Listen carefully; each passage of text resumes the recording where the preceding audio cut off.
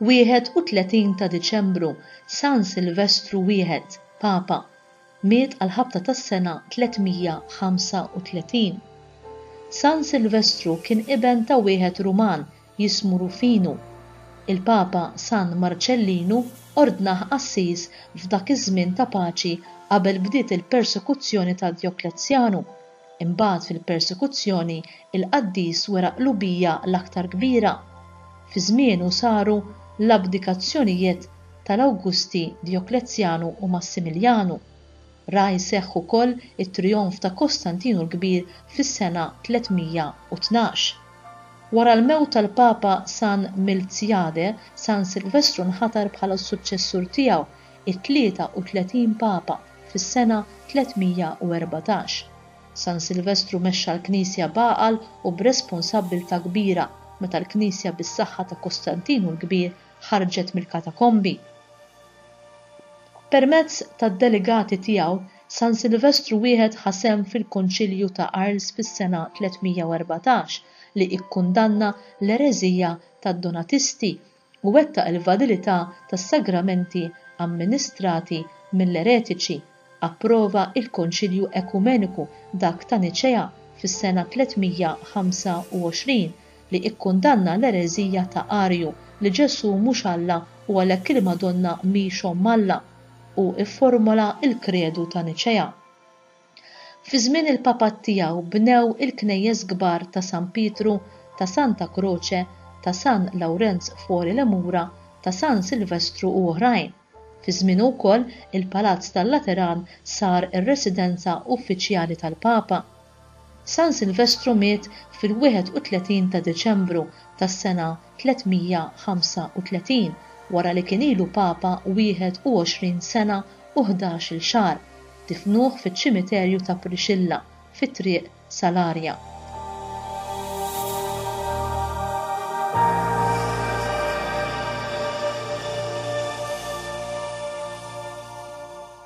Tassew li fi żmien dan il-qaddis tal-lum jew aħjar permezz ta' Kostantinu l-Kbir, il-Knisja ħarġet mill-katakombi, inbnew knejjes kbar u sbieħ u reliġjon Nisranija setet tifjorixxi bla biża' u hekk ċara. Imma nistaqsi x'sar minnhom dawk l-insara ta' fidi kbira li kienu lesti jxerdu demmhom biex jagħtu xhieda għat-twemmin tagħhom. Forsi n-Nisrani f'diversi postijiet sar Nisrani komdu u l-laxka fil-varuri.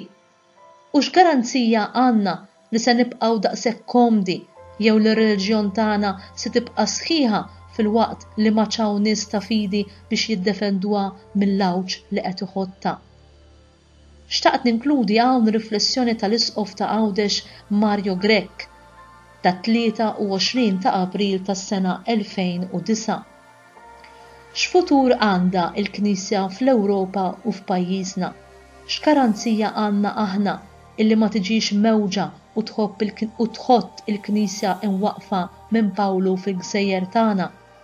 F'dan il-pajjiż dieħla mewġa reliġjuża, il-lajċiżmu li bil-mod qiegħed iġarraf il-binja tal-Knisja fostna. Ma tantx qed nara membri fih dan il-Knisja illi għandhom il-kuraġġ li jqumu fuq riġlejhom u jagħtu tweġiba lis-soċjetà tal-lum mingħajr ma jibżgħu li jiġu warba. Forsi aħna ma narawix tinħadd ġebla imma qatt narawha tinħadd bniedem wieħed. Forsi ma jitilqux mill-komunità imma fil-Knisja għandna min qed jgħix b'siq waħda ġewwa u oħra barra.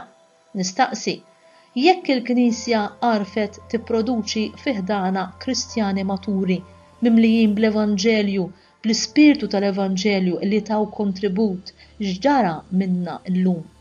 Jista' jkun li minkejja tant stejjer glorjużi ħallew lilhom infushom jinħakmu minn ċertu telqa, minn ċertu kurrenti u dottrini u allura kollox sfaxxa fix-xejn.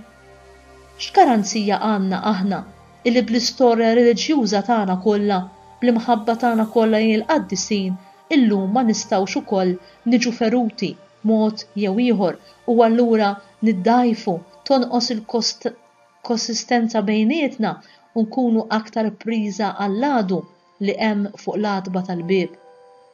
Dan qed ngħidu mhux biex naqtaw qalbna, imma għaliex nemmen kif diġà qedtilkom illi jekk il-komunità Kristjana taraf tgħix b'mod awtentiku l-imħabba tagħha lejn Kristu, lejn il-qaddisin l-imħabba tagħha lejn il-Knisja u tkun Knisja waħda, allura nkun nistgħu nilqgħu kontra dak illi jista' jfixkinna jekk mhux ukoll jeqridna. Ejjew nitolbu lil Alla bl-interċessjoni ta' San Silvestru illi jieqaf magħna biex l-ħaġna ta' ħajjitna naġnuha bil-frak tal-istorja tiegħu u bil-frak tal-virtujiet li huwa għex u ngħixu tassew bħala poplu nisrani li kapaċi jieqaf quddiem it-theddid ta' żminietu.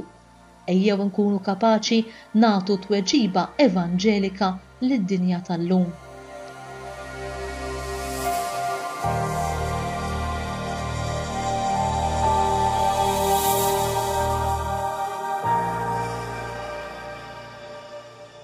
Talba mill-liturġija tas-Sijat.